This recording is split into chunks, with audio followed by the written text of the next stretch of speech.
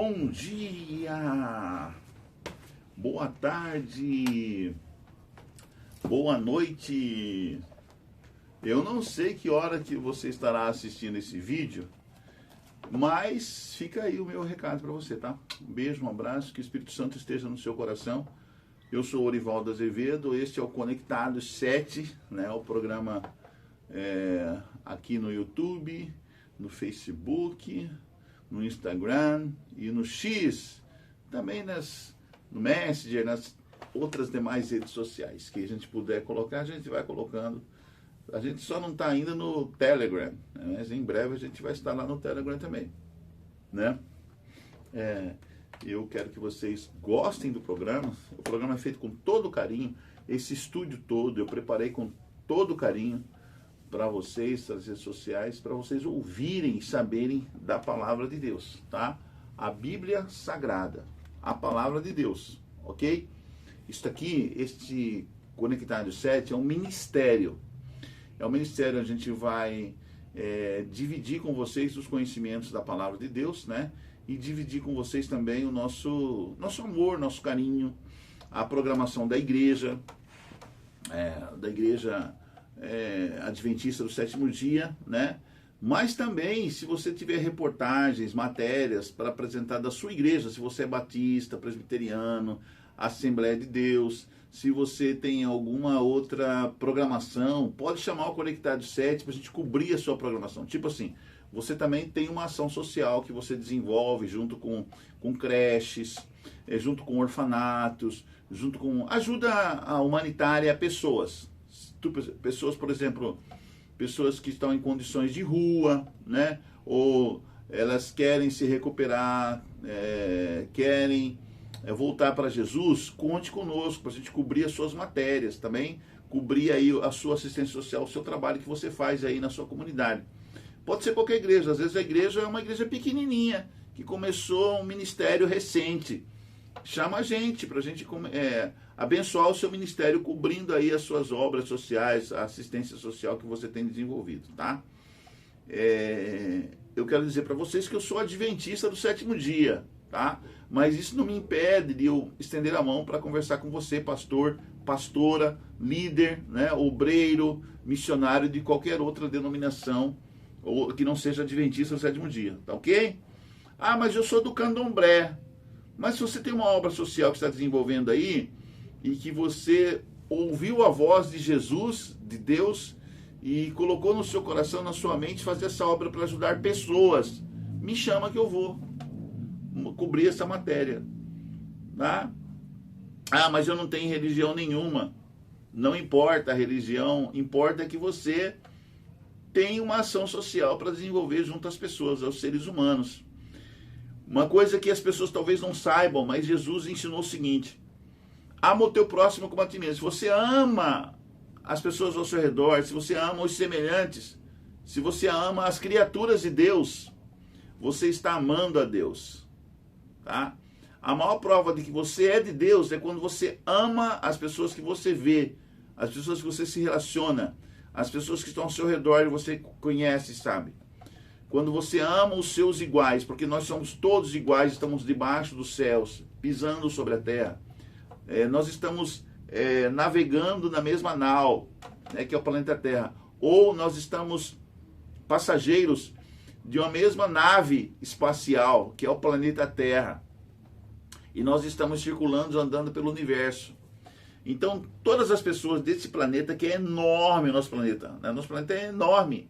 Tem outros planetas até maiores que o nosso, bem maiores, bem maiores. Mas o nosso planeta é enorme e tem muita gente. E tem pessoas que falam até outros idiomas, outras línguas neste planeta, mas são nossos irmãos, são nossas irmãs. Aí tem a dificuldade do idioma, né, da língua. Mas aí a gente também passa por essa dificuldade, ultrapassa essa dificuldade e de repente a gente está se comunicando, conversando um com o outro. Eu sou apaixonado por uma pessoa que fala um outro idioma, né? Eu falo esse idioma dela também, mas ela é de outro idioma, ela nasceu no outro estado, ela nasceu nos Estados Unidos da América, ela é americana. Eu sou apaixonado por ela.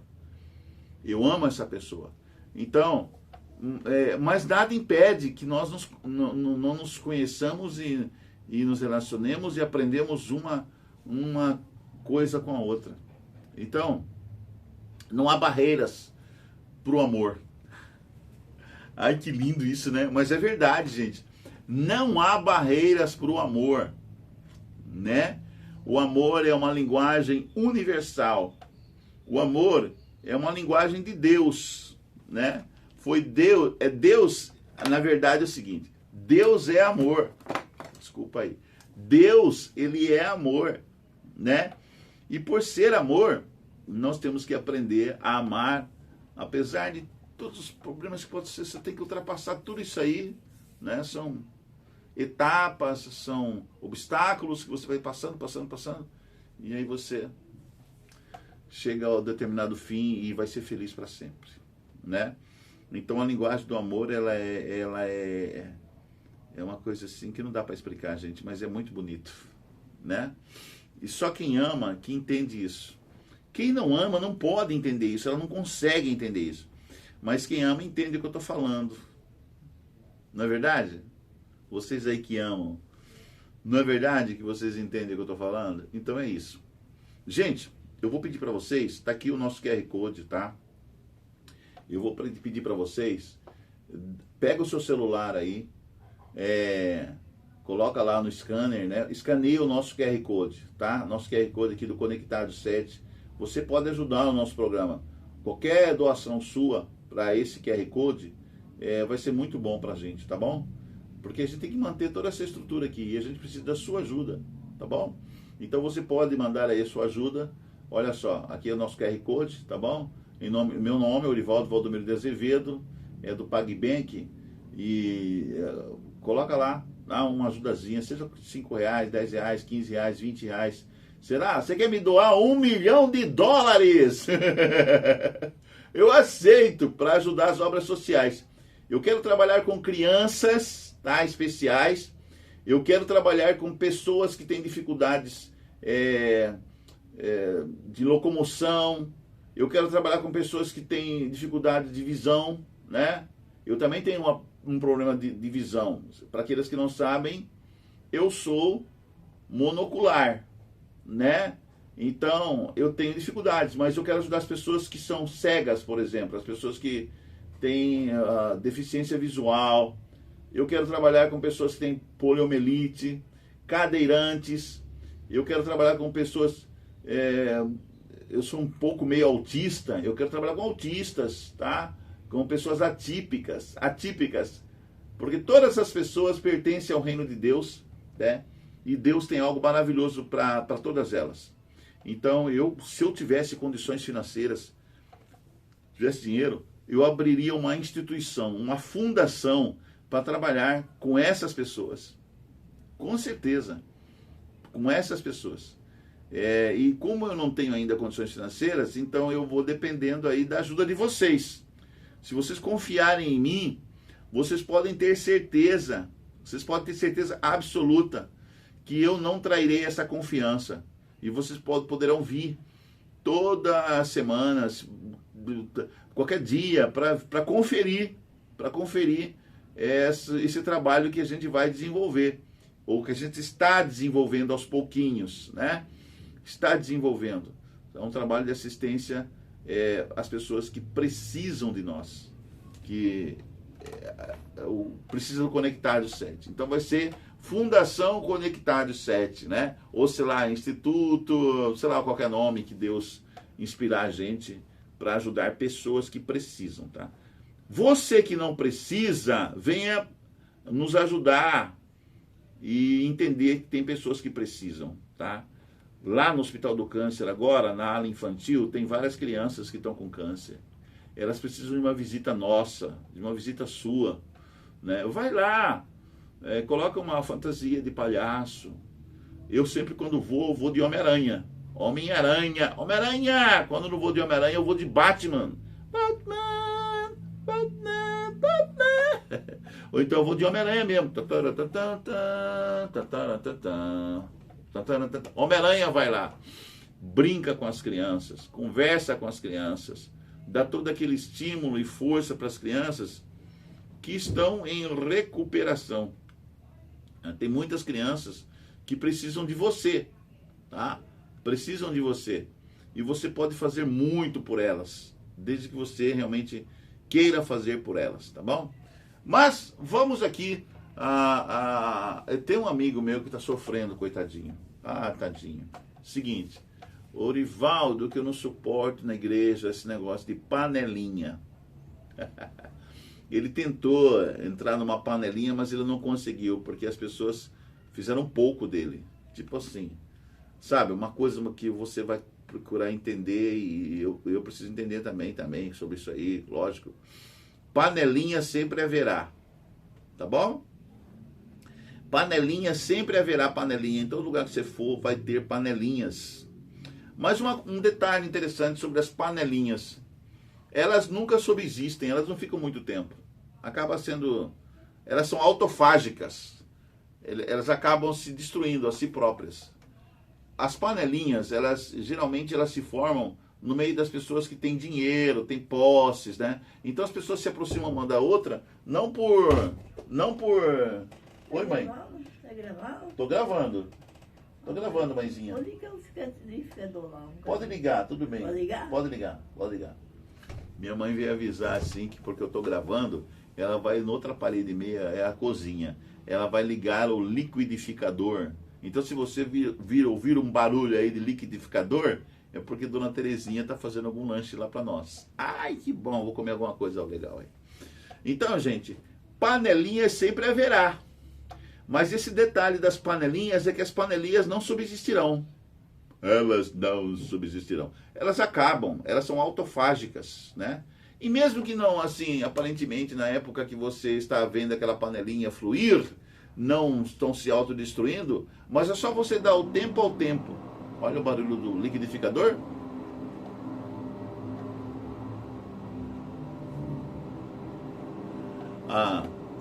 Mesmo que você não perceba, mas ela vai acabar.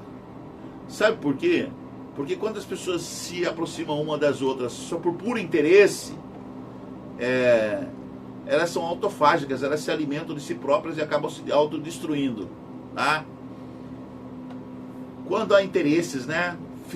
Interesses assim de status, né? Ou interesses monetários, né? Interesses, eu tenho essa amizade com fulana, mas não é porque eu gosto muito dela, é porque me interessa, né? E geralmente as panelinhas se formam com pessoas que têm carro, têm casas muito boas, e elas se acham superiores às outras pessoas, então elas formam essas panelinhas. E aí é o seguinte, Jesus, ele nunca teve panelinha não, né? Jesus, ele estava sempre no meio de toda a população. Você entende? Jesus, ele é diferente, né? Jesus estava ajudando as pessoas que precisavam dele, pessoas carentes. A vida inteira de Jesus, principalmente depois que começou o ministério dele, ele já fazia isso antes de começar o ministério. Mas quando ele começou o ministério dele, ele estava sempre rodeado de multidões de pessoas carentes, pessoas discriminadas e pessoas que não tinham apoio das autoridades. Jesus alimentava o faminto, ele vestia o nu, ele curava os doentes, todos os tipos de doenças ele curava. E ele ensinava, ele era professor, mestre, era chamado de rabino, ou rabi, que significa mestre, professor. E ele ensinava as multidões. Onde ele ia, ele estava ensinando, ele era professor. Qual é a maior profissão de Jesus, além de ser médico, né, de curar? Era de professorar, ou seja, de ensinar.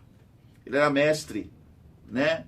E nas escolas daquela época, principalmente, ele era considerado tipo o mesmo sistema de filosofia e de ensinamento de Platão, de Sócrates, né? Que era um ensinamento peripatético.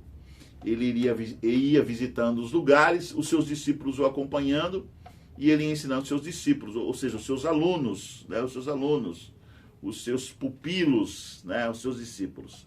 E os discípulos depois se tornaram apóstolos, ou seja, fundadores de novas escolas, né, novas igrejas, né? Aí se usa a palavra igreja, que significa um pequeno povo reunido. Isso que significa a palavra eclesia, do grego eclésia, ou igreja, hoje para o nosso português. Então Jesus, a igreja é uma espécie de escola, né? É uma escola, é uma faculdade, é um lugar, é um templo para ensinamento. Então, quando a pessoa sobe lá em cima e vai pregar, ela na verdade está ensinando, ela está tá fazendo uma preleção, né? Está fazendo um ensinamento. Ela abre o livro, este livro sagrado, a palavra de Deus, e em cima de um ensinamento de Deus que está aqui na palavra de Deus, ela fala, né, para as pessoas. Então, meu amigo, tenha certeza, essa coisa de panelinha não tem nada a ver com ensinamento, tem a ver com relacionamento social entre as pessoas que sentiram ali talvez alguns interesses, que se aproximam de interesses e chegam. E geralmente essas pessoas, elas menosprezam as outras que não têm os mesmos interesses que elas, né?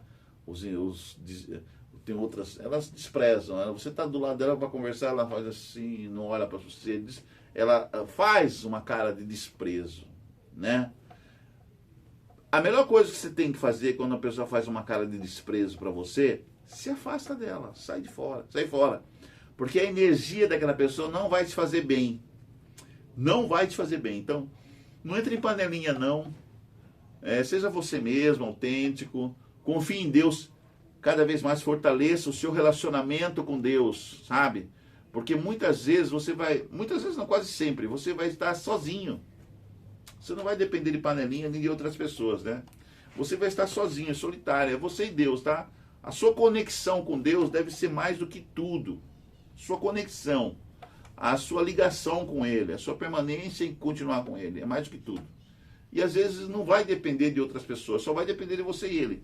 Porque, meu amigo, querendo ou não, a salvação, ela é individual, tá? Ela depende do seu relacionamento com Deus. Então é você que tem que fortalecer o seu relacionamento com Ele. Por quê? Todo dia buscá-lo, orar, conversar com Ele. Assim, Deus não quer que você faça nenhum cerimonialismo para conversar com Ele. Ele quer que você seja autêntico com Ele, amigo dele, tá? Lembra que Deus foi o primeiro a propor isso. Quando Ele falou, e me fará um santuário para que eu possa morar no meio de vocês. Jesus estava falando assim, eu quero ficar com vocês, eu quero ter esse relacionamento profundo, essa ligação com vocês. Então Deus é um Deus presente, Deus é um Deus que está com a gente, Deus é um Deus ligado, conectado, né? Deus é um Deus conectado, né? Ele quer que você conecte-se com Ele sempre, esteja em ligação com Ele, tá? É o título do nosso programa aqui, Conectados 7, né? Ele quer que você tenha um relacionamento conectado com Ele em perfeição, 7, perfeição, tá? Uma conexão perfeita com Deus, uma conexão perfeita com Deus. Antes da gente começar o estudo da lição, vamos fazer uma oração. Querido Pai, obrigado, Senhor, porque o Senhor é maravilhoso. E cada vez mais eu te amo mais. E cada vez que me aproximo de Ti, eu vejo o quanto eu sou defeituoso, o quanto eu preciso melhorar, o quanto nós precisamos melhorar para chegarmos ao Seu nível, Senhor. Porque o Senhor é tão bom, o Senhor é tão bondoso, é tão longânimo, é perdoador, misericordioso. O Senhor sempre está de braços abertos para nos receber. Sempre é carinhoso. Eu não conheço ninguém mais carinhoso do que o Senhor. É um carinho profundo, um amor profundo. O seu amor é isso que me move, é isso que nos move, Senhor, a queremos sempre trabalhar pelo Senhor. E o Senhor sabe o quanto nós somos defeituosos. Nós transgredimos toda a sua lei. Quanto nós somos defeituosos. E por isso nós pedimos perdão, Senhor. Perdão por todas as vezes que nós te ferimos. Quando nós transgredimos, quando nós pecamos, quando nós andamos longe do Senhor. Ó Senhor, perdoa. Tenha misericórdia de nós. Tenha misericórdia de mim, Orivaldo. Tenha misericórdia da minha mãe, dos meus irmãos, das minhas irmãs. Tenha misericórdia do povo da minha igreja, cada um deles, Senhor. Tenha misericórdia daqueles que ainda não conheci. Tenha misericórdia daqueles que são meus vizinhos, meus amigos, Senhor. Eu oro por eles. Guarda a minha filha, Senhor, que está distante, está grávida. Abençoe a minha Melissa Gabriele. Abençoe o esposo dela, o meu filho Lucas Marcasso. Abençoe, Senhor, todas as pessoas que estão assistindo este vídeo, todas as pessoas que estão assistindo o nosso programa Conectados 7, todos os seguidores do Conectados 7, Senhor, todos os seguidores, todos aqueles que estão aqui conectados conosco, todas as pessoas que participam dessa linha de transmissão e que esse vídeo chega até elas, as pessoas que assistem o vídeo, né? As pessoas que falam coisas positivas e mesmo aquelas que são haters, Senhor, que falam coisas não positivas, abençoa elas também. Fortaleça a vida delas, Senhor. Que o Senhor aumente cada vez o nosso número de seguidores aqui no canal, para que as pessoas ouçam da Tua palavra, para que as pessoas tenham contato, tenham uma ligação forte, uma conexão forte contigo, Senhor. Que cada pessoa aqui seja uma conectada 7, um conectados 7, conectar Deus conectado com Deus em perfeição, no número 7, entendeu? Senhor, que todos nós conectados 7, sejamos fortes e firmes na ligação e na permanência da ligação contigo. Continua conosco agora, abençoe a lição que nós vamos estudar em nome de Jesus. Amém. Amém. Cara, eu não tenho... Todas as vezes que eu falo com ele, eu choro. Por que que eu choro? Porque eu sinto assim tão pequeno, tão dependente dele, e eu sinto que ele age na minha vida por causa dos... Eu sou muito pecador, vocês não fazem ideia o quanto que eu sou pecador, tá, gente? Então, não olhe para mim e fale assim, Orivaldo, você é perfeito. Eu não sou perfeito, tá bom? Nunca olhem para mim esperando que eu vou ser um exemplo, assim, não. Olhem para mim como um pecador, igualzinho você, tá? Defeitos, eu tenho muitos defeitos. E oro todo dia para Deus me aperfeiçoar, para Deus me burilar, né? Como se burila um diamante, né? Você pega uma pedra bruta e aí o ourives, né? Ele vai cuidando até aquela pedra bruta se tornar aquela coisa perfeita, aquela pedra perfeita, né? Aquele desenho perfeito que são os diamantes por aí, né? Que são vendidos nas lojas mais caras do mundo. Eu nunca vou comprar um diamante. Eu posso ser o cara mais rico do mundo, mas eu nunca vou comprar um diamante. Sabe por quê? Porque para mim o diamante é uma pedra eterna. Então eu não quero comprar diamante. Eu quero ajudar pessoas. Tipo assim. Ajudar pessoas mesmo. Pessoas que precisam. Realmente precisam. Eu não estou aqui nesse mundo para ficar comprando diamantes, nem aparecer aí com um carro luxuosíssimo. Andar de carro. É um brinquedo. O carro é um brinquedo. É só um meio de transporte, né? Qualquer transporte para mim serve. Tá? Qualquer transporte para mim serve.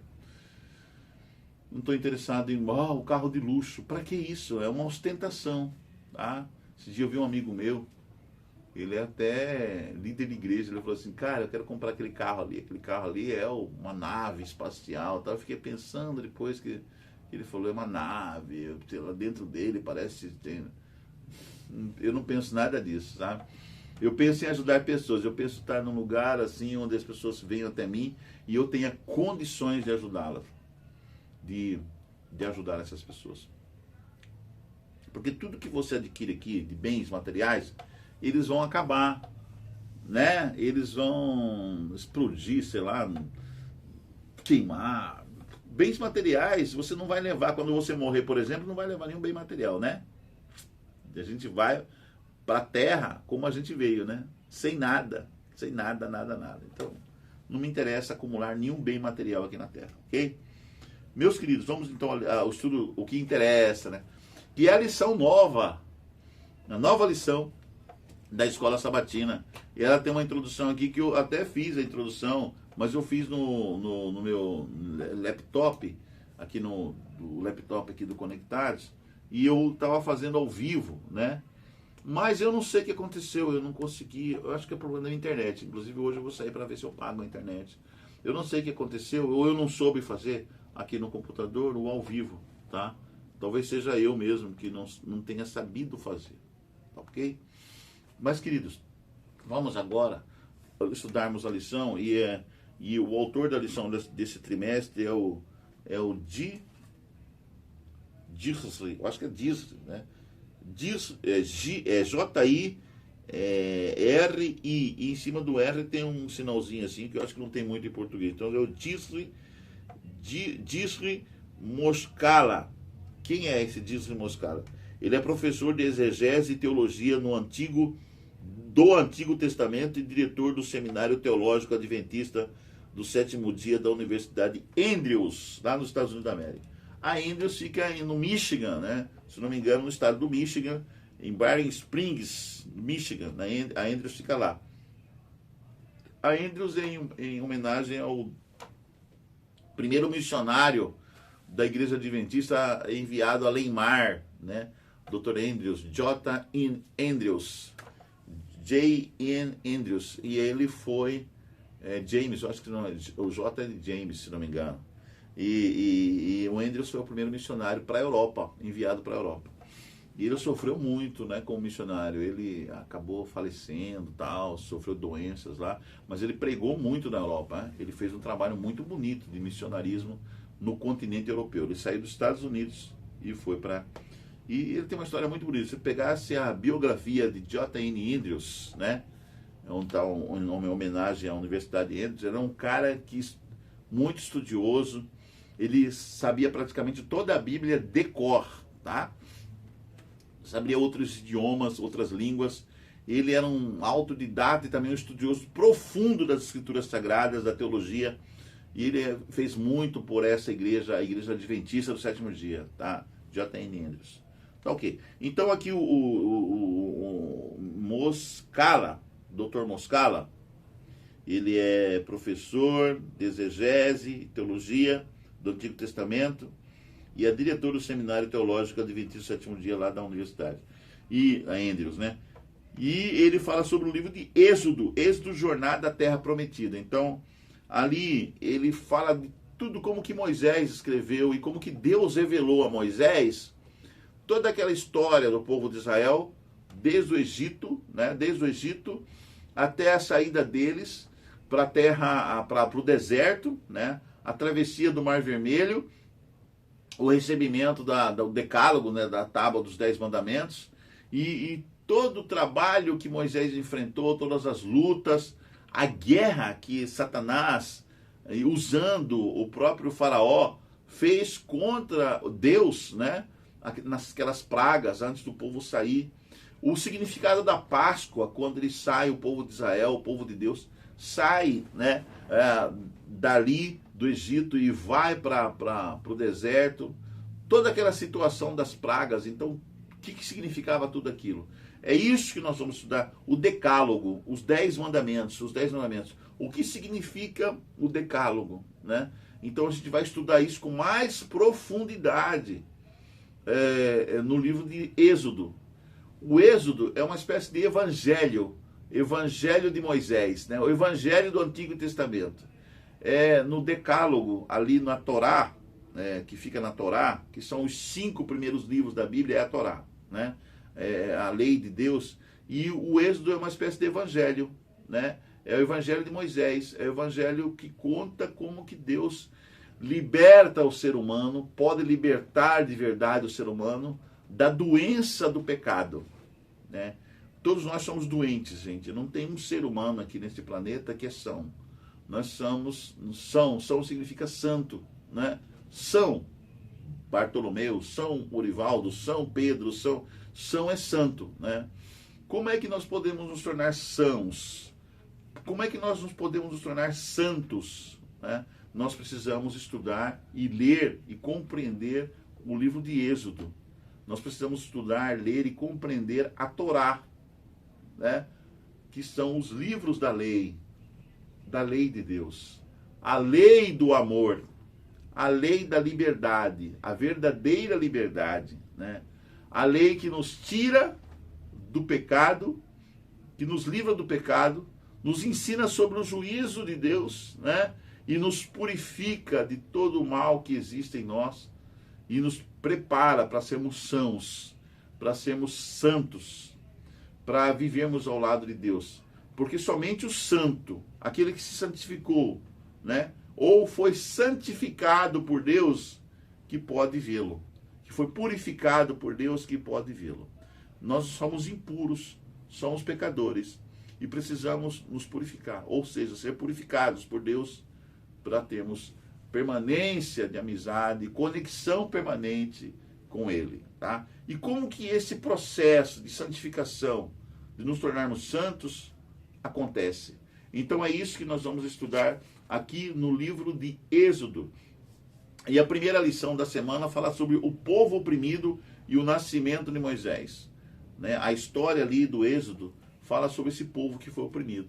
O povo hebreu, né? O povo hebreu, os descendentes de Israel. Israel, filho de Isaac, Isaac, filho de Abraão, né? Abraão, filho de Terá, Terá de Éber e assim por diante. Aí deu a palavra hebreus, né? Por causa de Éber, né?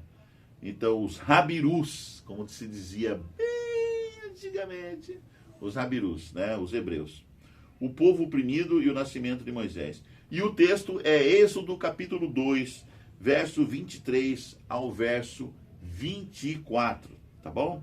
É o texto, é o verso para memorizar desta semana, que diz o seguinte: os filhos de Israel gemiam por causa de sua escravidão. Eles clamaram e o seu clamor chegou até Deus. Deus ouviu o gemido deles e lembrou-se da sua aliança com Abraão, com Isaque e com Jacó. E Deus viu os filhos de Israel e atentou para a situação deles. Êxodo capítulo 2, verso 23 até o verso 25. Que lindo, que maravilhoso. Deus ouviu o clamor do povo que estava sendo oprimido lá no Egito. O seu povo. E aqui fala que Deus viu os filhos de Israel e atentou para a situação deles. Deus nos vê. Deus sabe o que está acontecendo conosco. E Deus se atenta para a nossa situação. O livro de Êxodo está cheio de relatos de pessoas oprimidas, marginalizadas, perseguidas, exploradas e desprezadas. Assim, aqueles que hoje se sentem abandonados, esquecidos e escravizados podem encontrar esperança, pois o mesmo Deus que salvou os hebreus também pode salvá-los. Êxodo fala das batalhas existenciais e das injustiças da vida. Todos podem ser encorajados pelas histórias das intervenções de Deus em favor de seu povo. Ele ouve o clamor dos oprimidos, vê suas lutas, observa suas lágrimas e vem em seu auxílio. Deus toma a iniciativa de libertar aqueles que confiam nele. Precisamos aceitar pela fé o que ele oferece. É por isso que devemos estudar o livro de Êxodo, pois ele aponta para o que Jesus fez por nós. É um livro que trata da redenção, libertação e salvação. E tudo isso nos pertence. Pela fé em Cristo Jesus, com base no que ele obteve em nosso favor, em meio à adversidade e à escuridão. Os nossos olhos estiveram fixos em Deus. Podemos reconhecer sua presença, cuidado e auxílio enquanto ele nos guia em direção à eterna terra prometida. Essa é a introdução da lição da semana, que fala sobre o povo oprimido e o nascimento de Moisés. Na lição de domingo, fala que o povo de Deus, como que vivia o povo de Deus lá no Egito. Lá em Êxodo, no capítulo 1, verso 1, diz o seguinte, olha, são estes os nomes dos filhos de Israel que entraram com Jacó no Egito. Ali fala que entrou ali cerca de mais ou menos 70 pessoas quando Jacó vai para o Egito. Por quê? Porque o seu filho José era governador, né, lá no Egito. Ele era vamos dizer assim, o grão-vizir, né? Abaixo do faraó, José governava todo o Egito, né? E quando ele se revelou aos seus irmãos, José pede que eles tragam seu pai, né? O seu pai, Jacó. E a Bíblia conta aqui em Êxodo capítulo 1, verso 1, diz assim: São estes os nomes dos filhos de Israel que entraram com Jacó no Egito, cada um com a sua família, né? Aí vem relatando aqui o nome das pessoas, né? Aí fala os nomes dos irmãos de José, Rubem, Simeão, Levi, Judá, Issacar, Zebulão, Benjamim, Dan, Naftali, Gade, Asser. Todos os descendentes diretos de Jacó foram 70. José, porém, já estava no Egito. Com o tempo, morreram José, todos os 7 irmãos, todos os seus irmãos e toda aquela geração. Mas os filhos de Israel foram fecundos.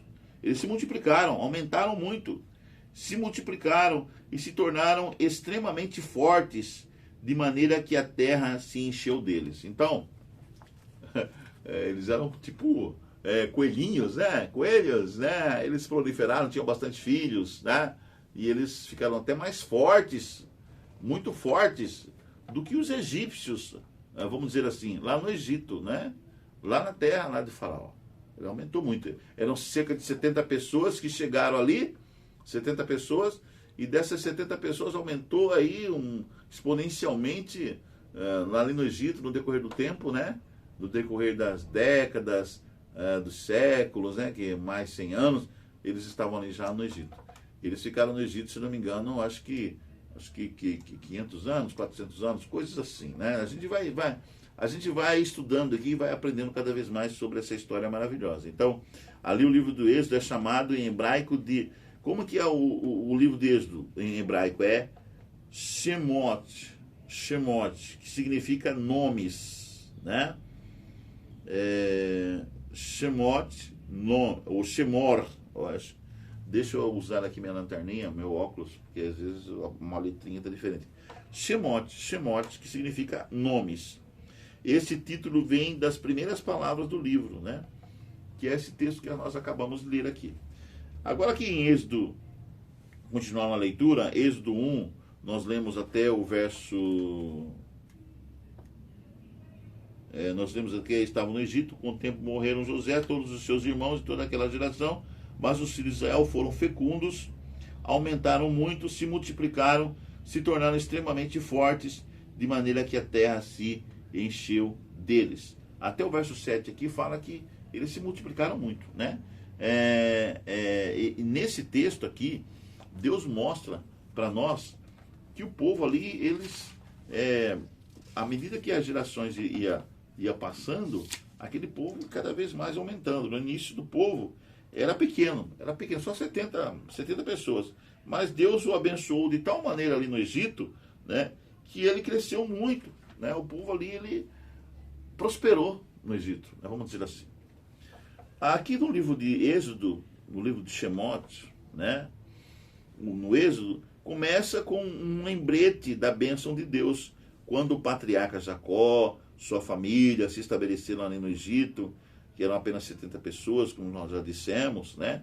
Mas os israelitas foram fecundos, aumentaram muito, se multiplicaram, se tornaram extremamente fortes, de maneira que a terra se encheu deles. E quando saíram do Egito, eles já eram cerca de 600 mil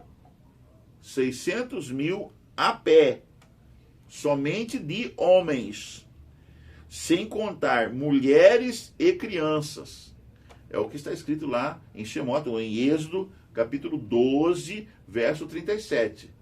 Então, de 70 pessoas, eles aumentaram tanto que chegaram aqui, só de homens, 700 mil homens a pé, tá?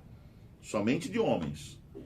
Sem contar mulheres e crianças. Imagina que crianças é muito mais, né, que homens.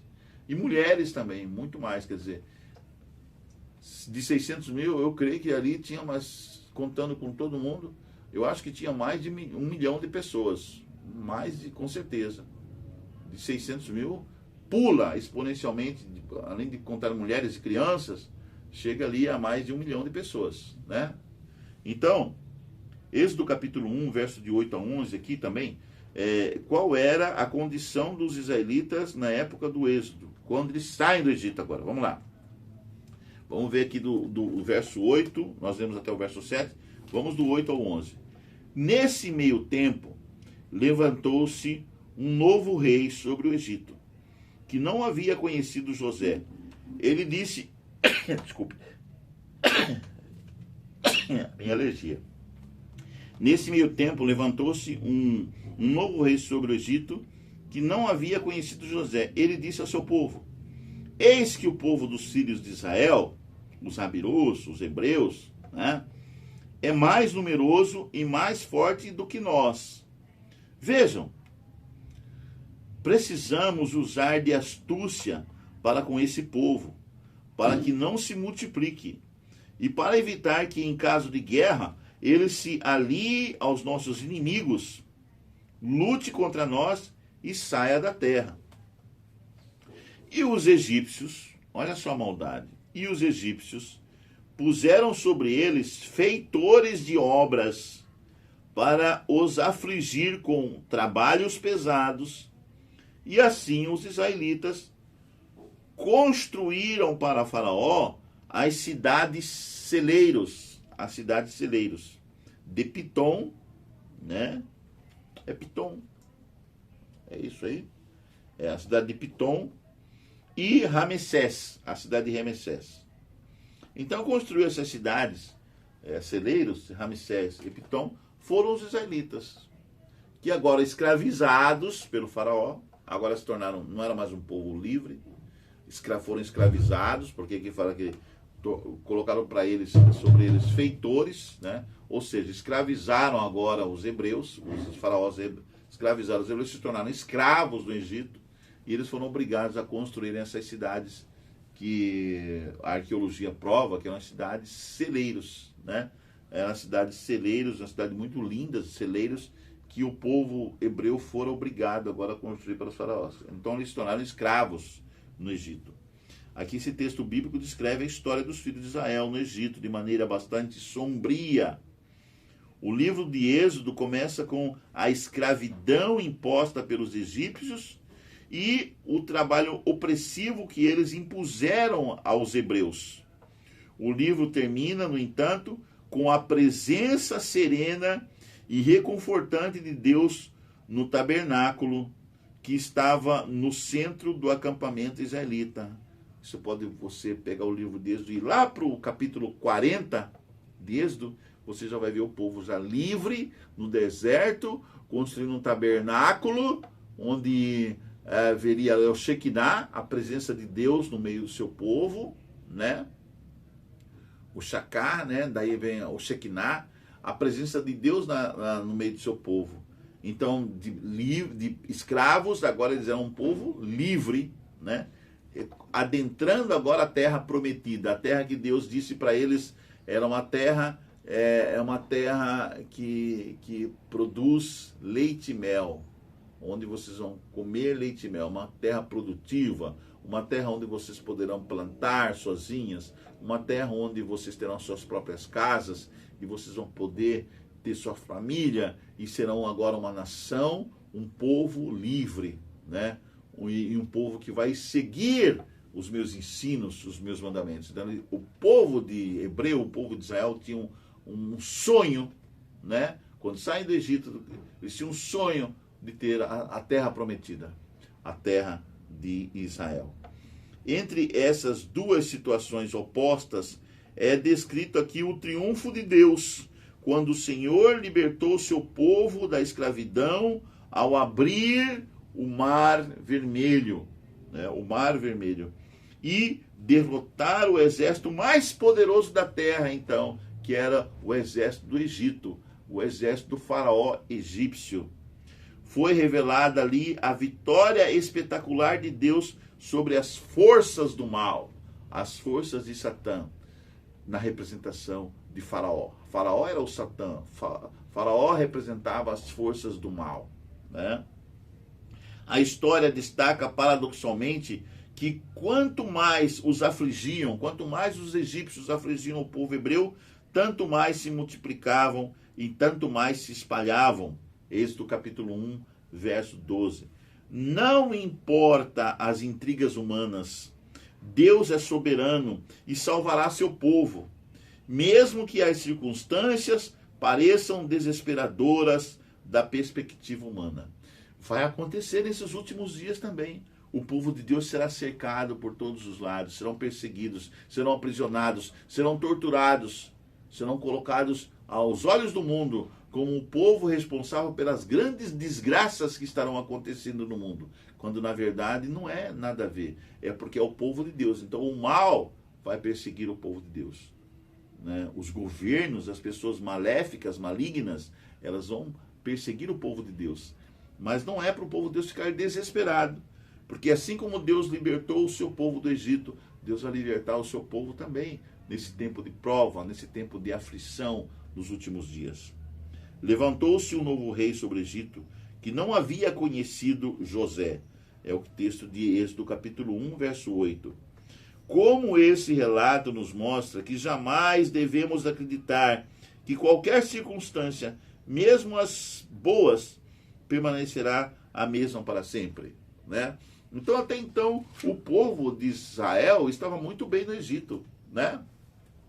Eles estavam crescendo, né? Prosperando, se multiplicando, até que se levantou um faraó que não conhecia José, né? E esse faraó foi e tornou o povo hebreu um povo escravo, escravizado, oprimido, né? Que foram forçados a construir a cidade de Pitom, cidade de celeiros de Pitom e a cidade de Ramsés, certo? Mas aí o povo começa a passar pela aflição, né? E aí Deus ouve o clamor do seu povo, ouve o choro do seu povo, e Deus vem para libertar esse povo oprimido, esse povo escravizado. O contexto histórico. Quando a família de Jacó chegou ao Egito, depois de passar fome em Canaã, isso é relatado lá em Gênesis 46, o faraó foi amigável com os hebreus por causa de José e de tudo o que ele havia feito pelos egípcios. E faraó disse mais a José: olha, eis que eu o constituo autoridade sobre toda a terra do Egito. Então faraó tirou o seu anel, né, o sinete da mão e pôs no dedo de José. Ele colocou no dedo de José.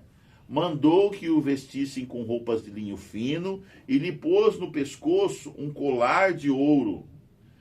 E o fez subir na sua segunda carruagem e clamavam diante dele: inclinem-se todos. Gênesis 41, 41 a 43. Então José se torna o grão-vizir, né, o segundo em poder no Egito. E ele agora ajuda Faraó a governar o Egito, a livrar Faraó e o Egito daqueles tempos de fome que viria. Então haveria 7 anos de prosperidade, de fartura, e Faraó precisava de um homem que nesses 7 anos de prosperidade e fartura construísse cidades e celeiros e lugares para acumular toda a produção daqueles anos férteis, né? Porque depois daqueles 7 anos de fartura e prosperidade, viriam 7 anos de fome. Não somente no Egito, mas em toda a terra. Fome, né? 7 anos de seca, 7 anos de problemas climáticos, né? Que Deus havia determinado que deveria ser assim. Então aí José, ele prepara o Egito para receber esses anos de fome que viria. E aí, nos celeiros do Egito, já tinha sido acumulado durante aqueles 7 anos de fartura, muita comida, né? Muitos grãos, né? Muito trigo, né? Muita alimentação. Então, aí os povos do Egito vinham comprar a alimentação que estavam ali naqueles celeiros. E também os povos de outras terras ao redor vieram também para comprar ali no Egito, né? E dentre esses povos que vieram para comprar alimento no Egito, vieram também os demais outros filhos de Jacó, né? De Israel, os irmãos de José, os mesmos irmãos que haviam jogado naquele poço, naquele buraco, né? E tinham tirado José de lá e vendido para os ismaelitas como escravo, e José então foi trazido para o Egito como escravo e foi servir lá na casa do comandante da guarda do faraó da época, o Potifar. E ele foi mordomo, ele foi servo de Potifar. Aí você já conhece toda a história, como que José se torna agora, depois de passar como escravo, sofrer, ele se torna o governante, o segundo em poder no Egito, né? E agora ele era uma pessoa que poderia salvar mesmo. O nome José, que significa aquele que aumenta, aquele que é abençoado, né? O aumentador, ou seja, aquele que prospera, que traz prosperidade, José. Qual foi a causa do sucesso surpreendente de José no Egito depois de um começo tão difícil?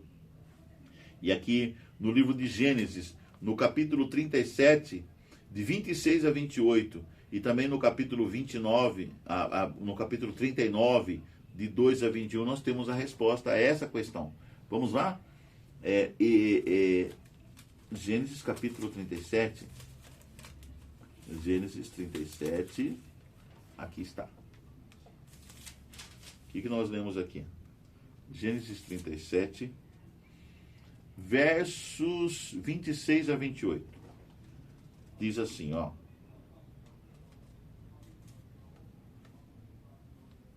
Então Judá disse aos irmãos: o que vamos ganhar se matarmos o nosso irmão e depois escondermos a sua morte? E venham, vamos vendê-lo aos ismaelitas. Não lhe façamos mal, pois é nosso irmão, é do nosso sangue. Seus irmãos concordaram. E quando os mercadores midianitas passaram, os irmãos de José o tiraram da cisterna e o venderam aos ismaelitas por 20 moedas de prata. E os ismaelitas levaram José para o Egito. Capítulo 39 de Gênesis, verso 2. 39, verso 2. Diz assim, ó. O Senhor Deus estava com José, que veio a ser homem próspero e estava na casa de seu dono egípcio. E vamos lá no verso 21. Verso 21. O Senhor, do mesmo capítulo 39 e 21 de Gênesis. O Senhor, porém, estava com José, foi bondoso com ele e fez com que ele encontrasse favor aos olhos do carcereiro. Aqui a pergunta é: qual é a causa do sucesso surpreendente de José no Egito depois de um começo tão difícil? O Senhor, né? A fidelidade de José em servir ao Senhor, em se predispor a adorar ao Senhor, mesmo numa terra pagã, numa terra onde eles adoravam vários deuses, né, os egípcios, José se manteve firme na adoração ao Senhor. E aí o Senhor fez com que aquele seu servo José prosperasse. José prosperou no Egito por causa da sua comunhão, por causa das suas orações, por causa da sua devoção a Deus. Então o Senhor fez José prosperar. O contexto histórico mais provável para a história do Êxodo é o seguinte: o novo faraó, que não havia conhecido José, Êxodo capítulo 1, verso 8, é Amés I. Tá? Então quem era esse faraó? Amés I, que ele foi faraó no Egito de 1570 até 1546 antes de Cristo. Por isso que a contagem é de trás para frente, né? É isso mesmo, de trás para frente. Então, de 1570 a 1546, ou seja, antes de Cristo, foi esse faraó Amés I. Em seguida veio Amenhotep I. Amenhotep I, que governou o Egito de 1546 a 1526 antes de Cristo. Amenhotep. O governante que temia os israelitas e os oprimiu foi Amenhotep.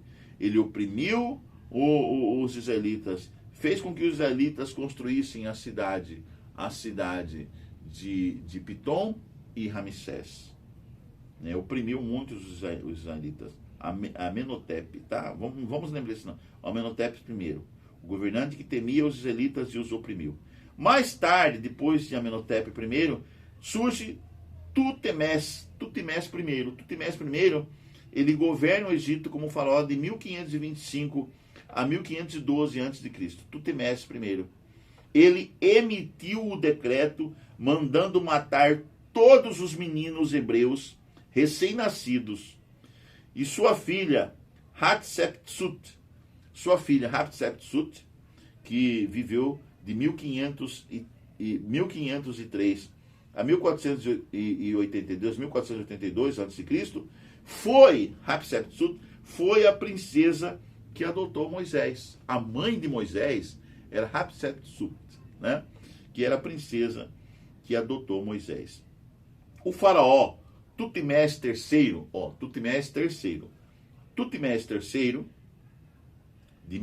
que viveu de 1504 a 1450 a.C., que durante algum tempo governou junto com Hatshepsut, foi o faraó do Êxodo. O faraó que mandou o seu exército perseguir o povo de Israel lá, houve a abertura do Mar Vermelho, o povo passou. Depois, esse faraó, Tutmés III, mandou que os seus soldados também entrassem no Mar Vermelho, né?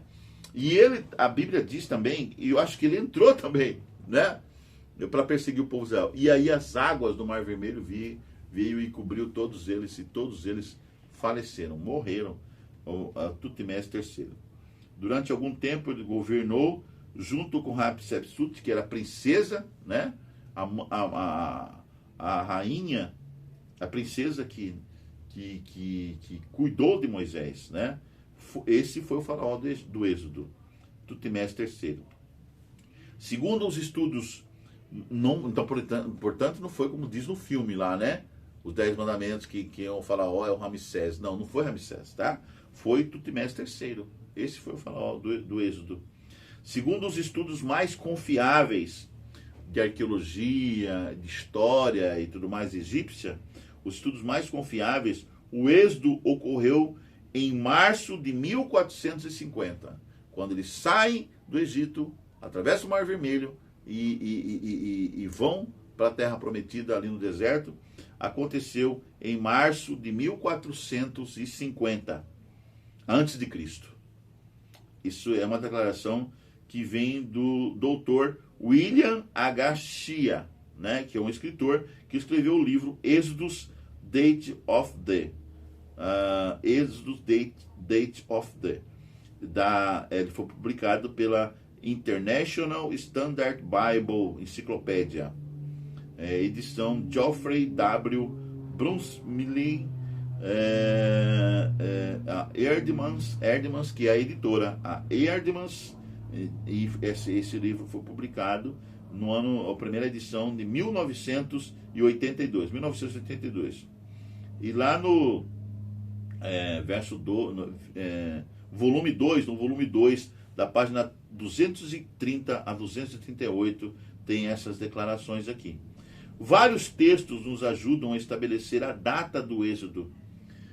O texto de Gênesis, por exemplo, Gênesis 15, de 13 a 16, do livro de Êxodo 12, Êxodo capítulo 12, verso 40, 41, Juízes 11, 26, 1 Reis 6, 1, Atos 7, 6, Gálatas 3, 16, 17. Todos esses textos bíblicos comprovam o que esse autor, Dr. William H. Shea, provou com a arqueologia, com os estudos do Egito, né, que quem realmente foi o faraó do Êxodo foi Tutmés III, que governou também junto com a sua irmã, a princesa Hatshepsut, que foi a princesa que educou Moisés, né, que criou Moisés lá no palácio. Então, o primeiro capítulo de Êxodo abrange um longo período desde que Jacó entrou no Egito, com sua família, até o decreto de morte emitido pelo faraó. Embora as datas exatas desses acontecimentos sejam debatidas pelos estudiosos, o mais importante é que, mesmo que o povo de Deus estivesse escravizado em terra estrangeira, Deus jamais o abandonou. Deus jamais abandona o seu povo. Detalhes históricos sobre o período em que os hebreus estiveram no Egito ainda são desconhecidos. O que a gente diz o que está escrito em 1 Coríntios 13, 12. Então, há muitos detalhes ainda são desconhecidos, que tem que haver mais aprofundamento dos estudiosos. No entanto, a revelação do caráter de Deus resplandece nas páginas do livro de Êxodo, como ocorre em toda a Bíblia. Mesmo que alguma situação pareça desesperadora, Deus está sempre presente e podemos confiar plenamente nele. As parteiras hebreias, aí conta a história de parteiras hebreias, que quando o faraó deu a ordem para que essas mulheres, quando nascesse um filho masculino do povo hebreu, elas deveriam matar os meninos e deixar vivos só as meninas. Então foi dada essa ordem para que essas parteiras matassem os meninos, as crianças egípcias. E o que aconteceu então? Não podemos compreender o livro do Êxodo sem pressupor a veracidade dos ensinos de Gênesis. Os israelitas se mudaram para o Egito e, após um período de prosperidade e paz, foram escravizados, como nós já vimos. No entanto, Deus não abandonou seu povo em meio às dificuldades, mesmo que pudesse parecer assim. Muitos hebreus estavam desesperados. Contudo, no momento de angústia, Deus veio para ajudar com sua mão poderosa. Ele encoraja seus servos. Invoque-me no dia da angústia, eu o livrarei e você me glorificará. Salmo 50, verso 15. Quando você invocar a Deus nos seus dias de angústia, Deus promete que vai livrar você e vai glorificar você se você o buscar. Leia Êxodo capítulo 1. Vamos ver aqui Êxodo capítulo 1, verso 9 a 21. Êxodo 1, 9 a 21, que diz o seguinte: E ele disse ao seu povo: Eis que o povo dos filhos de Israel é mais numeroso e mais forte do que nós. Vejam, precisamos usar de astúcia para com esse povo, para que não se multiplique e para evitar que, em caso de guerra, ele se alie aos nossos inimigos, lute contra nós e saia da terra.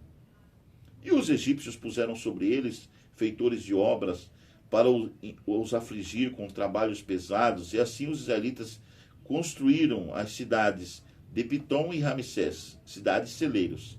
Mas quanto mais os afligiam, tanto mais se multiplicavam e tanto mais se espalhavam, de maneira que os egípcios se inquietavam por causa dos filhos de Israel.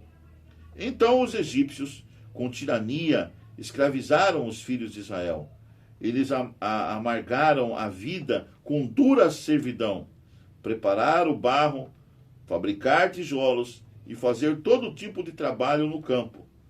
Todo esse serviço lhes era imposto com tirania. O rei do Egito, aí aparece a história das parteiras que desobedeceram ao faraó. Que o faraó tinha dado a ordem às parteiras que matassem todos os meninos, que nascessem dos hebreus. O rei do Egito deu uma ordem a essas parteiras hebreias, das quais uma se chamava Sifrá e outra se chamava Puá. Então essas parteiras eram hebreias, tá bom? Elas não eram egípcias, eram hebreias, a Sifrá e a Puá. Ele disse: quando vocês servirem de parteiras às mulheres hebreias, verifiquem se é menino ou menina. Se for menino, matem. Se for menina, deixem viver. As parteiras, olha a história, as parteiras, porém, temeram a Deus e não fizeram o que o rei do Egito lhes havia ordenado.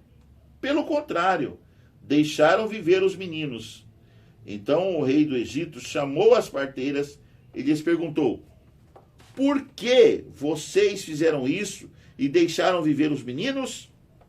As parteiras responderam a Faraó: é que as mulheres hebreias não são como as egípcias. Elas são vigorosas e dão à luz antes que a parteira chegue.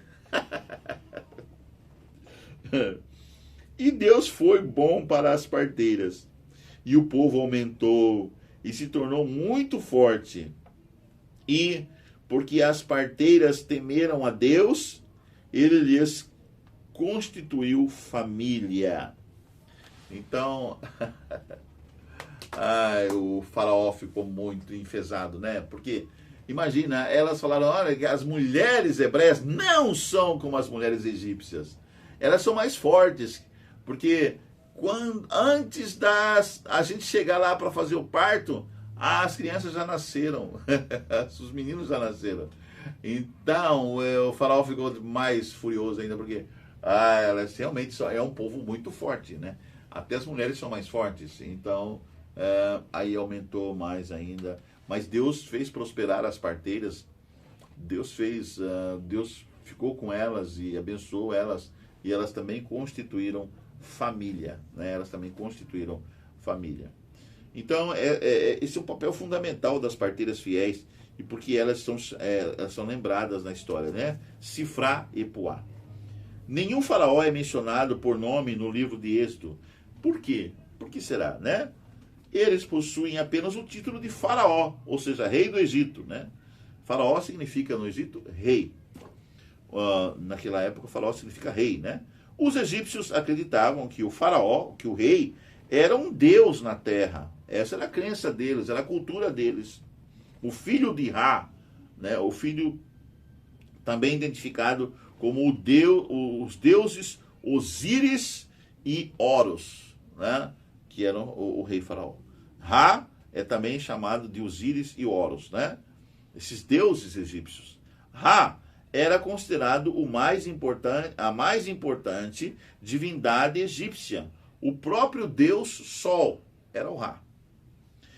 Ra, né? Apesar de seu suposto poder, esse Deus, entre aspas, Deus com D minúsculo, né, não foi capaz de forçar as parteiras a ir contra suas convicções. Em contraste com o faraó, sem nome, as duas parteiras têm seus nomes mencionados na Bíblia, Sifrá e Puá, Gênesis 1:15. Elas são altamente estimadas porque temeram ao Senhor, né? A ordem perversa do faraó não teve efeito sobre elas, porque respeitavam a Deus mais do que as ordens de um governante terreno. Assim, Atos 5:29. Assim, Deus as abençoou, dando-lhes famílias numerosas. Puá e Sifrá tiveram família, e também família numerosa. Que testemunhou, que testemunho, né? É um testemunho dessas duas mulheres, é um testemunho poderoso de fidelidade. Essas mulheres, mesmo que tivessem pouco conhecimento teológico, pouco conhecimento de Deus, sabiam o que era certo e agiram de maneira correta, agiram corretamente. Quando o faraó viu que seu plano havia falhado, ele ordenou aos egípcios que matassem todos os meninos hebreus recém-nascidos. Eles deveriam jogá-los no rio Nilo, provavelmente como oferta a Hapi, o deus do Nilo, que também era um dos deuses da fertilidade. O Nilo o rio Nilo era considerado o rio da fertilidade, né? Hapi, deus Nilo. A propósito, esse é o primeiro registro histórico de judeus sendo mortos apenas por serem judeus. Está na Bíblia aí. O propósito do decreto de morte era dominar os hebreus, aniquilar os descendentes do sexo masculino e assimilar as mulheres à nação egípcia. Com isso seria encerrada a ameaça que o faraó acreditava que os hebreus representavam para a sua nação. Então, hoje em dia, nós vemos umas pessoas antissemitas que querem matar os hebreus, que querem matar os judeus, né? Mas isso já acontece desde lá, da época do faraó. O registro bíblico diz que só por serem judeus eles deveriam ser mortos, os homens, né? E o mundo continua assim, o mal continua perseguindo os judeus do mundo todo. Há um movimento antissemitista, né, no mundo todo, invadindo sinagogas, tentando matar judeus. São pessoas do mal, pessoas usadas pelo faraó, que é Satanás, a representação de Satanás, para destruir o povo de Deus, os judeus, né? A pergunta é a seguinte: as parteiras sabiam o que deviam fazer e fizeram? qual é a lição para nós? A lição de que elas eram fiéis a Deus, eram pessoas corretas, né? E não fizeram a maldade que o faraó estava propondo, né? E a maldade hoje que no mundo também existe, que pessoas queiram matar os hebreus, matar os judeus, né? Matar o povo de Israel, por simplesmente eles serem judeus, serem de povo de Deus. Então o povo de Deus tentarão perseguir o povo de Deus, farão perseguição contra o povo de Deus, né? Mas Deus no final vai fazer o seu povo vencer, como fez lá na época dos egípcios, na época do Êxodo. Deus também vai fazer com que o seu povo vença hoje em dia, né? E muitos judeus que ainda não aceitaram Cristo Jesus como Messias, o aceitarão, porque verão que Jesus é um Messias de verdade, porque é judeu, né? Ele era hebreu, e Deus trouxe o Messias. Jesus é o Messias, que muitos judeus ainda não viram, não conseguiram enxergar, por causa de alguns ensinamentos errados do passado, por causa de mestres que se infiltraram no povo de Israel, no povo judeu, e fizeram falsos ensinamentos, né? E muitos ainda não viram que Jesus de Nazaré, Jesus de Belém, da casa do pão, né? Jesus que morreu do lado de fora e crucificado numa cruz, uma cruel cruz, esse é o Messias, que viria para morrer, o Cordeiro de Deus, o servo sofredor de Isaías, né? Isaías fala do servo sofredor, que é Jesus, né? Então muitos judeus vão estudar a Bíblia melhor, vão entender a Bíblia de maneira mais pura, né? De maneira mais, o Velho Testamento, de maneira mais clara, e o Novo Testamento, e vão entender que realmente é Jesus, o Messias que haveria de vir, e vão se converter, e trarão muitos outros para Deus, e ajudarão a Igreja de Deus a terminar a proclamação do Evangelho no mundo todo, das boas notícias de que Deus morreu para salvar toda a humanidade, e era plano de Deus desde o começo ensinar o seu povo, o povo hebreu, o povo judeu, para levar luz às nações, aos gentios, aos estrangeiros, ao mundo todo. Luz, a salvação, né? Através do seu Messias, Jesus Cristo. Na lição de quarta-feira, fala sobre o nascimento de Moisés. Aí conta a história de Moisés. Moisés, em Êxodo capítulo 2, verso de 1 a 10, que diz o seguinte, ó. Aí fala o nascimento de Moisés. Um homem da casa de Levi casou com uma mulher da mesma tribo. A mulher ficou grávida e deu à luz um filho. Vendo que o menino era bonito, escondeu-o durante três meses. Não podendo, porém, escondê-lo por mais tempo, pegou um cesto de junco, tapou os buracos com betume e piche, e pondo nele o menino, largou o cesto no meio dos juncos, à beira do rio. Que rio? O rio Nilo. A irmã do menino ficou de longe, a irmã mais velha, a Miriam, ficou de longe para ver o que ia acontecer com aquele cesto, o que ia acontecer com ele, com o menino que estava ali dentro do cesto, aquela criancinha, aquele bebê. A filha de Faraó, Hatshepsut, a filha de Faraó, Hatshepsut, a princesa Hatshepsut, desceu para se banhar no rio. E as moças que tinham vindo com ela passeavam pela margem. Quando ela viu o cesto no meio dos juncos, mandou que uma das criadas fosse buscá-lo. Abrindo o cesto, ela viu a criança, e eis que o menino chorava. O menino chorava, o bebê Moisés. Ela teve compaixão dele e disse: este é um menino dos hebreus. Então a irmã do menino, que chegou e se aproximou, Miriam, perguntou à filha de Faraó, Hatshepsut: quer que eu vá chamar uma das hebreias para que sirva de ama e crie esta criança para a senhora? A filha de Faraó, Hatshepsut, respondeu: vá. A moça foi e chamou a mãe do menino, Joquebede. Então a filha de Faraó disse à mulher: leve este menino e amamente-o para mim. Eu darei um salário para você. A mulher pegou o menino, a própria mãe do menino pegou o menino e o criou.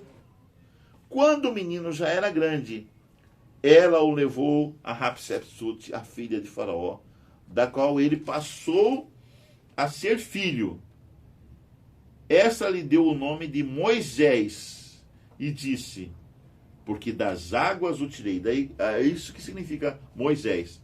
Porque das águas o tirei. Menino que veio das águas, né, Moisés?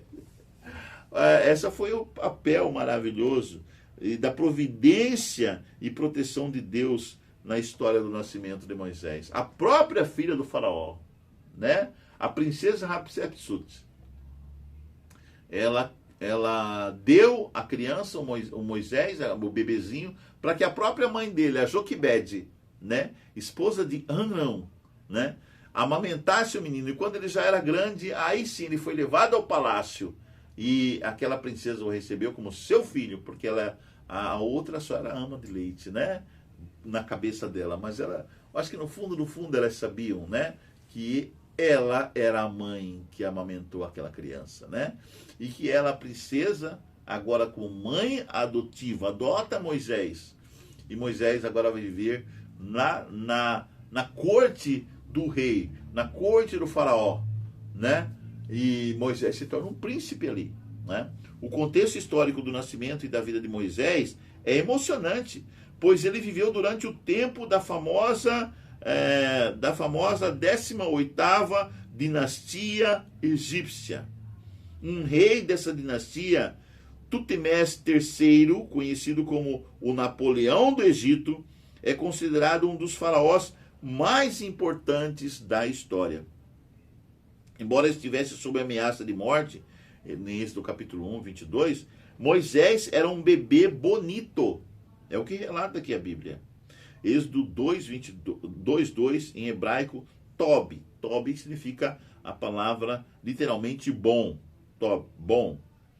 O termo hebraico indica mais do que beleza externa, sendo usado, por exemplo, para descrever a obra de Deus durante a semana da criação, quando ele declarou que tudo era bom, tudo era bonito, tudo era Tob. Gênesis 1, 4. 10, 12, 18, 21 e 25. Até mesmo muito bom. Gênesis 1, 31. Como uma espécie de nova criação, essa criança boa se tornaria, de acordo com o plano de Deus, o adulto que libertaria os hebreus da escravidão. Quando Moisés nasceu em condições tão difíceis, quem poderia imaginar o futuro que o aguardava? No entanto, Deus cumpriria suas promessas a Abraão, Isaque e Jacó. O Senhor havia feito uma aliança com eles de que daria a seus descendentes a terra prometida. Êxodo capítulo 2, verso 24 e 25.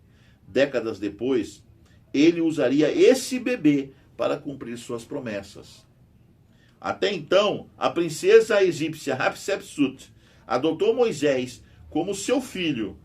O nome dado a Moisés tem origem egípcia, significando filho de ou nascido de, conforme refletido nos nomes de faraós como Amés, filho de Ac, e Tutemés, filho de Tot. Moisés, em hebraico, é Moshe. Moshe. Moshe, que significa tirado ou puxado. Sua vida foi milagrosamente poupada quando foi tirado do rio. Sabemos pouco sobre a infância de Moisés. Após ser miraculosamente salvo e adotado por Hatshepsut, ele viveu os primeiros 12 anos com sua família hebreia. Então, quando ele já tinha 12 anos, que ele foi levado lá para a corte do faraó, né? Para os cuidados de Hatshepsut. Moisés, então, recebeu a melhor educação egípcia, com o objetivo de prepará-lo para ser o próximo faraó. O próximo faraó. Êxodo capítulo 2, versos 7 a 9. E no livro também Patriarcas e Profetas, da Casa Publicadora Brasileira, editado em 2022, na página 203, 204. Moisés seria o próximo faraó. É impressionante que, no final das contas, grande parte dessa educação de Moisés seria inútil ou até mesmo prejudicial para o que realmente importava: o conhecimento de Deus e de sua verdade. Mas não foi inútil, foi preciosa, porque Moisés, crescendo ali na corte, né, do faraó, ele aprendeu muita coisa. Ele estudou, né?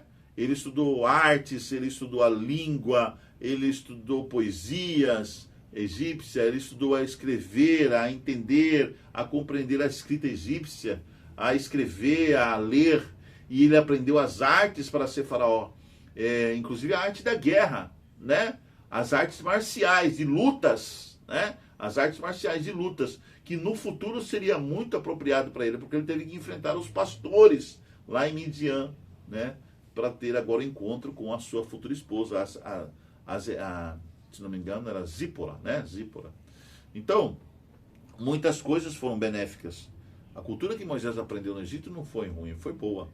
Inclusive, ele aprendeu sobre arquitetura, sobre construções, sobre obras, sobre desenho, né? Cálculos matemáticos, cálculos de matemática.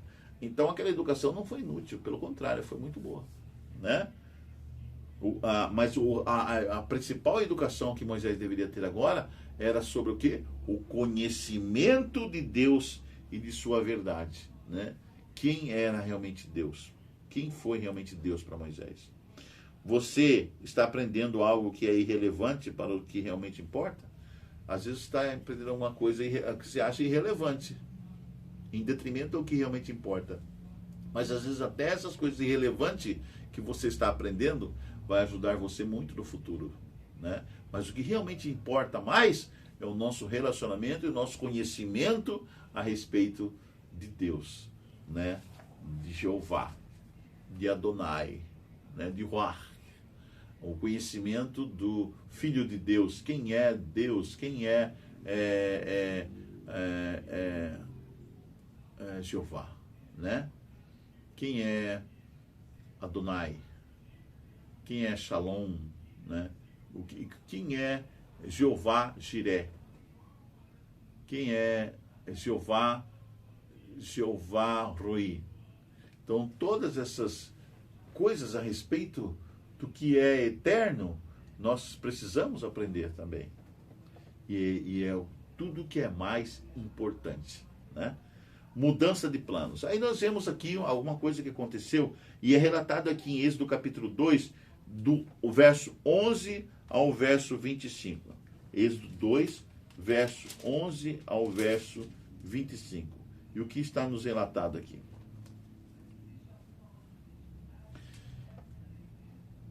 Naqueles dias, sendo Moisés já homem feito, saiu para visitar os seus irmãos e viu o trabalho pesado que faziam os hebreus. Viu também que certo egípcio espancava um hebreu, o seu povo, um do seu povo.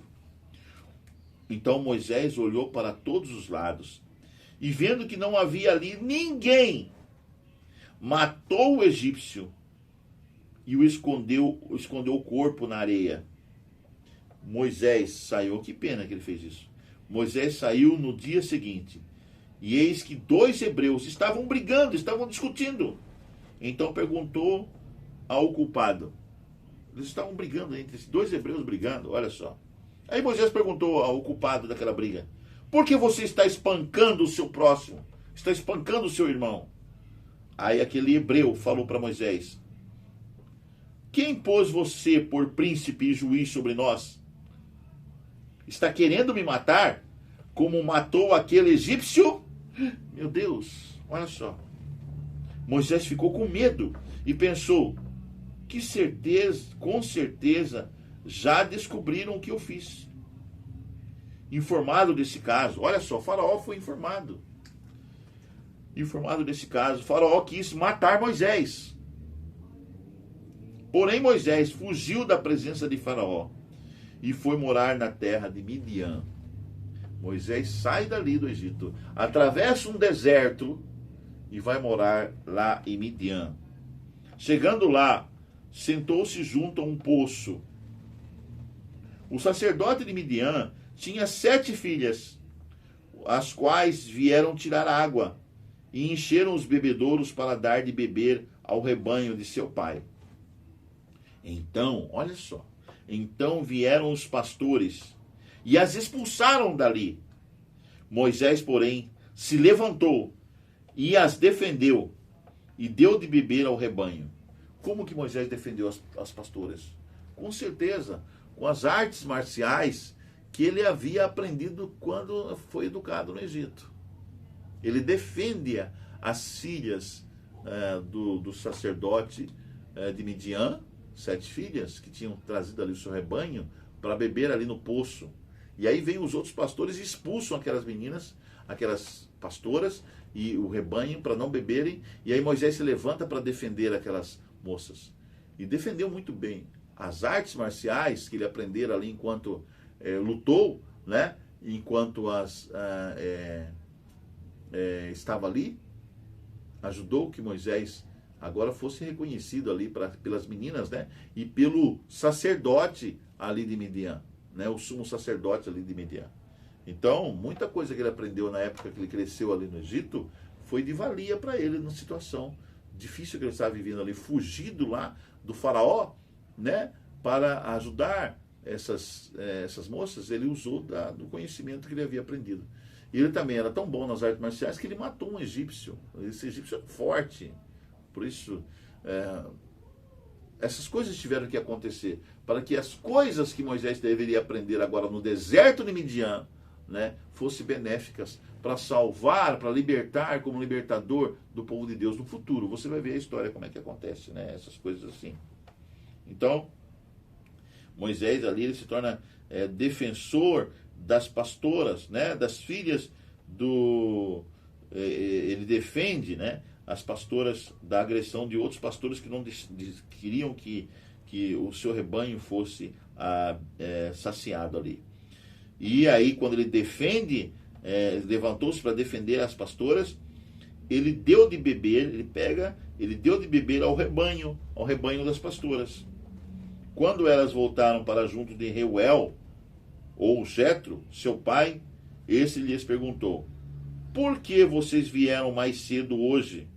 E elas responderam: um egípcio, porque Moisés estava todo paramentado de egípcio, né? Provavelmente ele estava com aquelas roupas de egípcio, fugido ali para as Midian.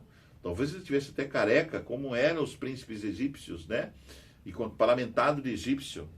Um egípcio nos livrou das mãos dos pastores e ainda nos tirou água e deu de beber ao rebanho. Então Reuel disse às filhas, e onde está ele? Por que vocês o deixaram lá? Chamem o homem para que venha comer conosco. Moisés consentiu em morar com aquele homem. E ele deu a Moisés sua filha Zípora, a mais velha, Zípora, a qual deu à luz um filho a Moisés, a quem Moisés deu o nome de Gerson, porque disse: sou peregrino em terra estranha. Então Gerson tem a ver com o momento que Moisés está vivendo, o significado do nome Gerson. Sou peregrino em terra estranha. Isso aqui até o verso 22. Aí no verso 23 diz o seguinte: o sofrimento do povo. Decorridos muitos dias, o rei do Egito morreu. Aquele rei que expulsou Moisés, aquele rei que queria matar Moisés, ele morre. Os filhos de Israel gemiam por causa de sua escravidão. Eles clamaram e o seu clamor chegou até Deus. Deus ouviu o gemido deles e lembrou-se de sua aliança com Abraão, com Isaque e com Jacó. E Deus viu os filhos de Israel e atentou para a sua situação deles. Aqui fala depois de muitos dias. Por que muitos dias? Porque se passaram muitos anos de Moisés lá vivendo e tendo filhos com a sua esposa e vivendo agora no meio dos pastores lá em Midian, né? Então o que Moisés faria, sucumbiria à atração do Egito e aos prazeres da corte, ou suportaria dificuldades com o seu povo aflito. Os acontecimentos logo o forçaram a tomar uma decisão. Informado desse caso, Moisés quis matar Faraó. Faraó quis matar Moisés, quando informado de que Moisés havia matado um egípcio. Porém, Moisés fugiu da presença de Faraó e foi morar na terra de Midian. Chegando lá, sentou-se junto a um poço. Após o assassinato, Moisés não teve escolha, pelo menos no que diz respeito a permanecer no Egito. Assim, qualquer que fossem os planos para que ele ocupasse o trono do Egito e se tornasse o futuro faraó, se tornasse um deus, né? Esses planos foram rapidamente destruídos. Em vez de se tornar um falso deus, Moisés serviria ao único Deus verdadeiro. Sem dúvida, na época em que fugiu, Moisés não tinha ideia do que o futuro reservava para ele. Ele não fazia a mínima ideia de tudo que ia acontecer. Ele apenas agiu com aquilo que achou que era o certo no momento, com a sua inteligência, matou aquele egípcio, e ele fugiu da presença do faraó porque o faraó queria o matar, e ele foi para Midian e sentou-se aqui, depois que atravessou o deserto, sentou-se à beira do poço e viu toda aquela situação, defendeu as pastoras, se tornou agora genro de Reuel, que é o Jetro, né? E casa com a filha dele, a Zípora, e tem filho com essa mulher, mas ele não fazia ideia de que Deus estava aguardando o propósito de Deus para ele no futuro. Então ele passou por todo aquele momento de atribulação, de sofrimento e também de muita luta, né, de muitas dificuldades. Ele não fazia ideia do que ia acontecer com ele. E aí Deus o traz. Moisés serviria o único Deus verdadeiro. Sem dúvida, na época, né, que ele fugiu, nada lhe passava o que aconteceria no futuro, né? Em pouco tempo, então, diz o livro Patriarcas e Profetas, da Casa Explicadora Brasileira, na página 206. Em pouco tempo, os egípcios ficaram sabendo do caso, e a notícia logo chegou com bastante exagero aos ouvidos do faraó. Disseram ao rei que esse ato significava muito mais e que Moisés planejava liderar seu povo contra os egípcios, derrubar o governo e assentar-se no trono. Disseram também que não poderia haver segurança para o reino enquanto Moisés estivesse vivo. O rei determinou que ele deveria morrer imediatamente, mas Moisés, percebendo o perigo que corria, fugiu para a Arábia. Fugiu para Midian, a Arábia. Moisés viveu 120 anos. Deuteronômio capítulo 34, verso 7. E sua vida pode ser dividida em três períodos de 40 anos cada. Os primeiros 40 anos foram passados no Egito, muitos deles no Palácio Real. O segundo período de 40 anos foi vivido na casa de Jetro, de Reuel, em Midian, lá na Arábia. São os últimos 40 anos. No entanto, os últimos 40 anos de Moisés, no entanto, que ocupam a maior parte dos primeiros 5 livros da Bíblia, a Torá, e o estudo deste trimestre. Esse período inclui a história do chamado inicial de Israel, para testemunhar a um mundo que estava mergulhado na idolatria, revelando a natureza e o caráter do verdadeiro Deus. Podemos ver isso em Deuteronômio 4, de 6 a 8. Né? Era plano de Deus que Moisés matasse o egípcio? Claro que não. Né? Mas Moisés era levado pela sua juventude. Ele só tinha ali talvez cerca de 40 anos quando isso aconteceu. Né? 30 e poucos anos, talvez. Se não, o que essa história nos ensina sobre como ele pode Deus pode tomar em suas mãos qualquer situação e usá-la para cumprir seus propósitos. Como em Romanos 8, 28, nos ajuda a compreender essa verdade importante. Veja só, Romanos capítulo 8, versos 28. Nós poderíamos ler mais textos aqui, mas é que não tem muito tempo, né? Mas vamos ler aqui Romanos 8, 28. Olha o que diz aqui. Romanos capítulo 8, certo? 28. 8:28, isso mesmo.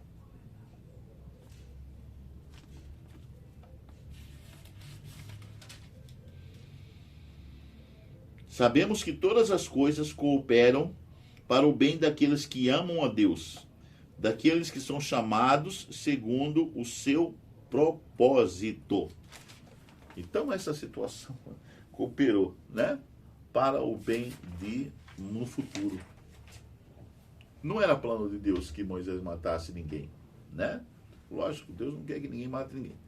Mas como aconteceu? Deus tinha um plano para Moisés.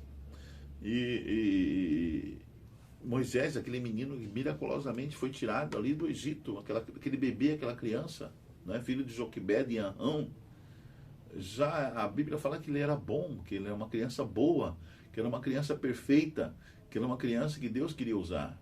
E Deus usou esse homem. E a gente vai prosseguir nessa história durante todo esse trimestre, mostrar como que Deus usou Moisés para libertar o seu povo da escravidão egípcia. Encerrando aqui, o texto bíblico afirma que as parteiras, porém, temeram a Deus e não fizeram o que o rei do Egito lhes havia ordenado. Pelo contrário, deixaram viver os meninos. A escritora norte-americana Ellen G. White comenta sobre a fidelidade das parteiras e a esperança messiânica. No seu livro Patriarcas e Profetas, na página 202, publicado pela Casa Publicadora em 2022, ela diz o seguinte: foram dadas ordens às parteiras, cujo trabalho permitia o cumprimento desse mandado, mas que destruíssem as crianças hebreias do sexo masculino assim que nascessem. Satanás foi o instigador disso. Sabia que um libertador se levantaria sobre os israelitas e levando o rei a destruir seus filhos, ele esperava frustrar o propósito divino. No entanto, aquelas mulheres temiam a Deus e não ousaram executar a cruel determinação.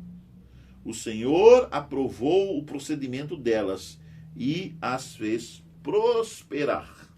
Então nós vemos que há uma luta no mundo espiritual entre Satanás e seus exércitos de anjos contra Deus e seus exércitos de anjos.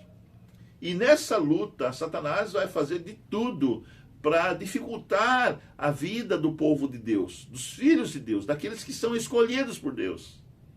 Então não nos é de estranhar que de repente coisas ruins estejam acontecendo conosco, mesmo nós estamos vivendo em comunhão com Deus e sermos filhos de Deus. Porque nós temos uma guerra aí, né? No mundo espiritual, por trás da cortina, né? Da realidade. A boa notícia em tudo isso é que, apesar dos planos de Satanás, Deus triunfou e usou pessoas fiéis para frustrar o inimigo. Nós vivemos no território de nosso inimigo, a quem Deus chamou de príncipe do mundo. Jó, capítulo 14, verso 30. Ou governante deste mundo. Ver Efésios, capítulo 2, verso 2. Satanás usurpou essa posição de Adão, mas Jesus Cristo o derrotou em sua vida e em sua morte lá na cruz. Mateus capítulo 4, verso de 1 a 11, João 19, verso 30, Hebreus capítulo 2, verso 14. Embora Satanás ainda esteja vivo e ativo, como fica claro, na tentativa de matar aquelas crianças, sua destruição está garantida. João capítulo 12, verso 31, verso 16 a 11, Apocalipse capítulo 20, verso 9, verso 10 e verso 14. A grande notícia é que as dificuldades da vida podem ser superadas pela graça de Deus. Filipenses capítulo 4, verso 13. Essa graça é a nossa única esperança. Perguntas para consideração. E assim nós terminamos o estudo de hoje. Por que Deus permitiu que os hebreus vivessem no Egito e fossem oprimidos? Por que demorou tanto para intervir em favor deles? Lembre-se também de que cada pessoa sofre apenas durante o período de sua própria vida. Portanto, o tempo de sofrimento da nação foi longo, mas cada pessoa sofreu apenas durante sua breve existência. Por que fazer essa distinção é importante quando tentamos entender o sofrimento humano em geral? Nós podemos estar sofrendo hoje, estarmos doentes numa cama, num hospital, e já com a declaração do médico que nós vamos morrer em poucos dias. Mas Deus está conosco, porque isso aqui é uma breve existência. Mesmo que morramos aqui, Deus nos garantirá a vida eterna. Deus já nos garantiu a vida eterna através do sacrifício de Cristo Jesus lá na cruz do Calvário. Então, mesmo que nessa pequena existência aqui de 70, 80, 90 anos, no máximo 100 anos, é apenas uma breve existência em comparação com a eternidade. Eternidade, entende? Então, às vezes, nós teremos que passar por sofrimentos nessa vida, por muito sofrimento, nessa breve existência. Mas nós devemos nos manter firmes, ligados, conectados com Deus, mesmo no sofrimento. Vamos passar pelo vale da sombra da morte, mas o nosso bom pastor está conosco. E ele nos garantiu vida eterna através do sacrifício de Cristo Jesus, lá na cruz do Calvário. Ele nos garantiu que passou também pela morte. Jesus também passou pelo vale da sombra da morte. E ressuscitou e nos garantiu a vida eterna para o futuro. E essa vida eterna acontecerá quando Cristo Jesus retornar nas nuvens dos céus com poder e grande glória para dar aos seus filhos a vida para sempre. Então, vale a pena sermos fiéis a Deus, mesmo no sofrimento, sermos fiéis a Deus, porque nós viveremos depois a vida eterna. Então nos mantenhamos firmes, fortes durante o sofrimento, com firmeza na nossa mentalidade, ligados com Deus, porque Ele nos fará herdar a vida eterna.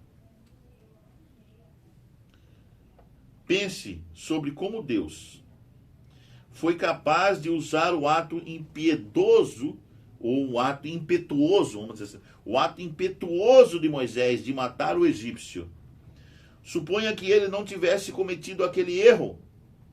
Isso significaria que os hebreus não teriam escapado do Egito?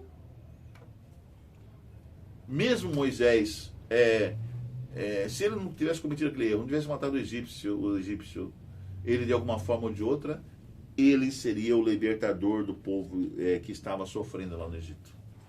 Mesmo que tudo aquilo não tivesse acontecido, ele seria o libertador, porque Deus já tinha determinado que ele nascera para ser o libertador. Então Moisés foi um homem escolhido por Deus para fazer aquele trabalho de libertar, como o José, na época da grande fome, né? Livrou o povo de Deus da fome, de morrer, de acabar a sua existência, né? Deus tem os seus homens. Esses homens que Deus escolhe, né, sempre serão a representação do Messias que viria no futuro. E aí nós conhecemos a história de Jesus, né? Já conhecemos essa história. Então Deus tem sempre os seus escolhidos. Você também é um escolhido de Deus? Você também é uma escolhida de Deus? Pensa bem. A sua consagração, a sua ligação, a sua conexão com Deus que vai fazer essa diferença. Que você se mantenha com Deus. Nós terminamos aqui e prosseguimos na semana que vem com o estudo da lição da Escola Sabatina, né? O estudo da lição de Deus maravilhoso, ok? E meu amigo, minha amiga, não se esqueça, de tudo que se tem ouvido, a suma é, teme a Deus e guarda os seus mandamentos, porque esse é o dever de todo homem, porque Deus trará a juízo todas as coisas, até aquelas que estão escondidas, quer sejam coisas boas ou coisas más.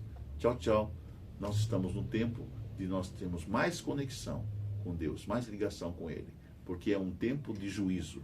Deus abençoe você. Até o próximo Conectado 7.